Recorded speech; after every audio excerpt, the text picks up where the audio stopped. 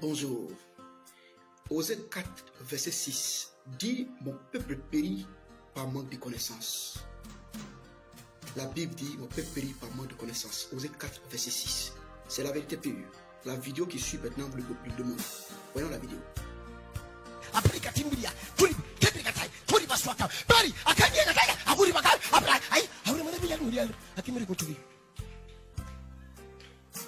Remove the shoe. Remove the shoe. You shoe no wrong, but one shoe no wrong. Take your passport. Take your passport. Take your passport.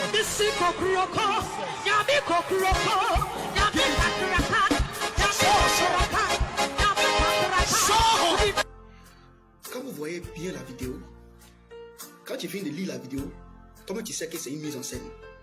Quand tu regardes là, tu sais que c'est une mise en scène. Parce que comment c'est fait que le passeport va apparaître dans une chaussure. Tu sais automatiquement c'est une mise en scène. Et c'est comme ça plusieurs hommes font. La plupart de ces pasteurs que vous voyez là, c'est comment ils font. Ils louent des jeunes qui sont souvent aveugles. Ils louent même des ambulances. Ils vont très loin pour louer même des aveugles. Les gens qui vont venir se jouer, c'est jouer comme des aveugles. Avant de faire les veillées par exemple, ou bien les manifestations, ces jeunes viennent dans les quartiers, ils se jouent les fous pendant 3 jours. Et après ça, quand il vient, le pasteur prie pour lui automatiquement, et puis la personne est guérie. Dans les différentes assemblées là, la plupart qui sont là-bas, là, on ne peut pas pouvoir, le pasteur ne vous touche jamais. Mais pendant que tu es dans l'église là, c'est les nouvelles personnes toujours là, ceux qui ont fait des miracles. Et toi tu es assis là longtemps, vous n'avez pas fait la remarque, faites la remarque. Vous allez voir que c'est vous toujours là, vous êtes assis là, on ne prophétise jamais sur vous, on ne fait rien sur vous. Les étrangers là, quand ils viennent, on fait ça sur vous, on fait ça sur eux. Et c'est comme ça, c'est des plans, on paye, et plusieurs pasteurs le font. Pour louer, payer des gens, on loue même les moments. Il y a une vidéo au Nigeria, une vidéo qui s'est passée tout dépend en Afrique du Sud, où on parlait des liottes là. Vous voyez que c'est encore là un mensonge. Mais voyez ce que les Écritures, ce que la Bible dit de cela. Quand on prend Matthieu 24, verset 24, la Bible dit, dans les derniers temps, il va y avoir des faux prophètes qui vont se lever. Et ces faux prophètes là, ils ont le but, ils viennent pour faire des faux miracles, pour pouvoir séduire, même si c'était possible, les élus. C'est-à-dire qu'ils vont venir avec des faux miracles et des prodiges. Tellement ces prodiges, des faux miracles seront beaucoup, ça va séduire, même si c'était possible, les élus. C'est-à-dire que c'est des chrétiens, ça peut même souvent prendre même des chrétiens. Et dans le livre de 2 Thessaloniciens 2, 9, il dit qu'ils vont venir par l'esprit un peu pour pouvoir faire des faux miracles. Mais quand vous voyez cette vidéo là, ce n'est même pas un faux miracle. C'est de la plaisanterie, ce n'est pas produit ni truc. C'est un mirage arrangé. On appelle ça miracle arrangé. Pour que tous ceux qui sont autour là, qui ne connaissent pas Dieu, qui ne craignent même pas pour leur âme là, soient pris. Quand tu regardes, tu sais que c'est un vrai mensonge. Et c'est dans ça, les gens disent: ah mais derrière la foule. Vous voyez, derrière la foule. Et c'est ce qu'on appelle le mensonge. Et plus les personnes sont attirées, tu as là, papa parle, tu vas voir, papa parle, papa dit un mot, papa faut dire quelque chose. Et vous assistez à la plaisanterie. Et c'est dans ça nous sommes aujourd'hui. Nous sommes dans un temps de mensonge. Voyons une dernière vidéo pour qu'on puisse voir encore autre mensonge encore.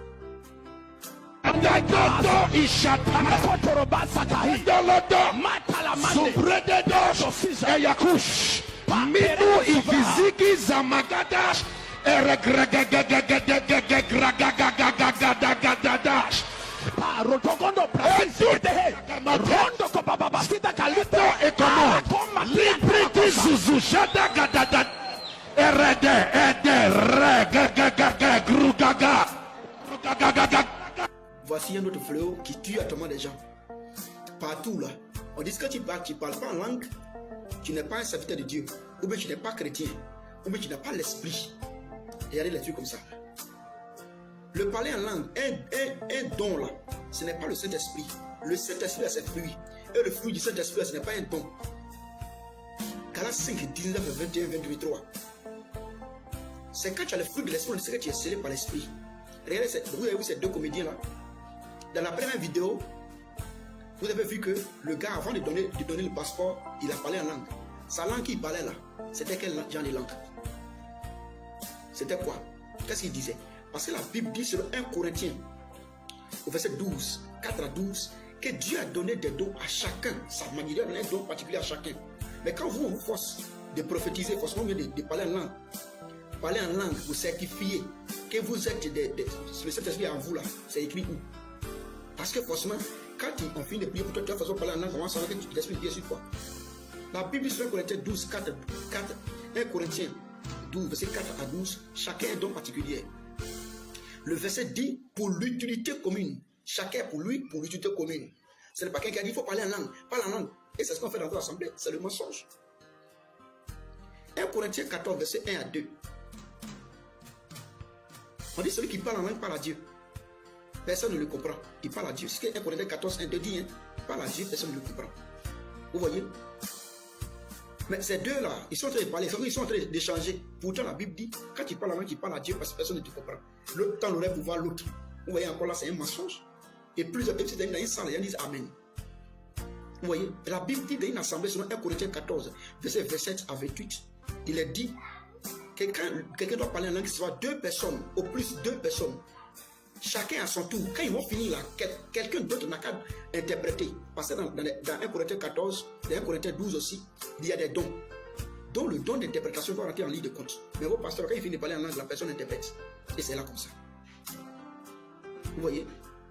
Et la Bible dit, au même verset 29, que même celui qui prophétise doit avoir 2 ou 3.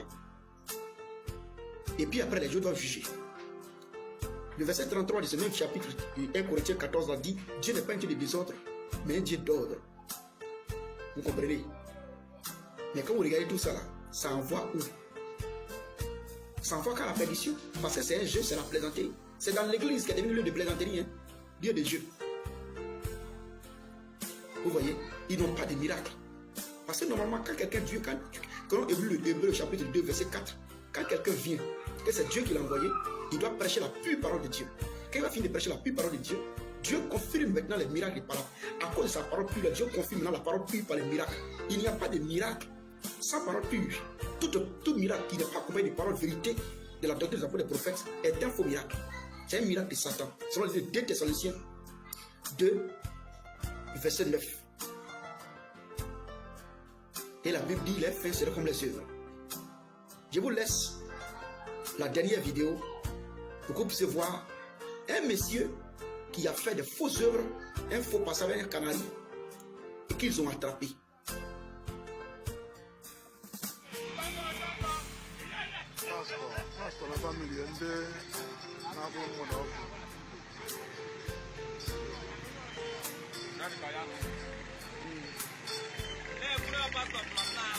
Onye na-ara nke bi na Nnobi asụma pastọ ka ọgwụ from Nara obi na Nnobi ebe a ka o ji gaja nwere pastọship.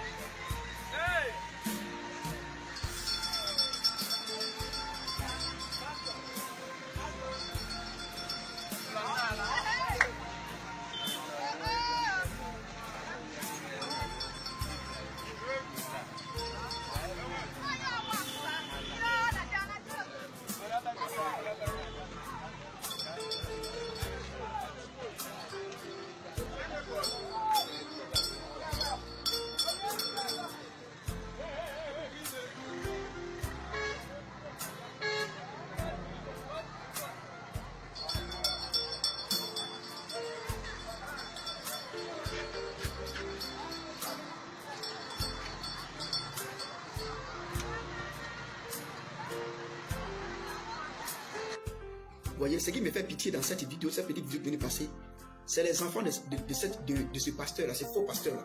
D'abord même, quand on dit ce pasteur-là, c'est qu'il est pouvoir dans les Canaries, vous ne croyez pas. Mais vous avez vu dans les Canaries, là, il y avait Chéni même dedans. Voilà, elle est sa femme. Comme Ananias aussi qui a menti à sa femme, mais même image là. Vous voyez? Et c'est le mensonge pur qu'on vous enseigne là-bas. Mais ce qui me fait mal, c'est que la Bible dit, dans le 2 Corinthiens 11, 15, que ce sont des ouvriers menteurs, des ouvriers de Satan, que les fins seraient comme les œuvres. Les fins seraient comme les œuvres.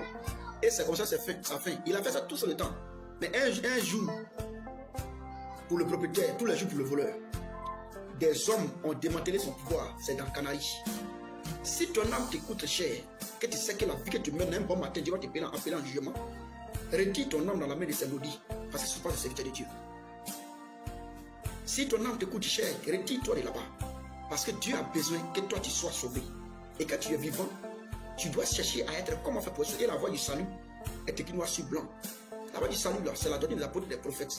Partout où tu vas partir, toute réaction que les gens vont faire, tout ce qu'ils vont dire là, on doit te montrer un exemple typique de la bouffe que les apôtres au monde ont fait.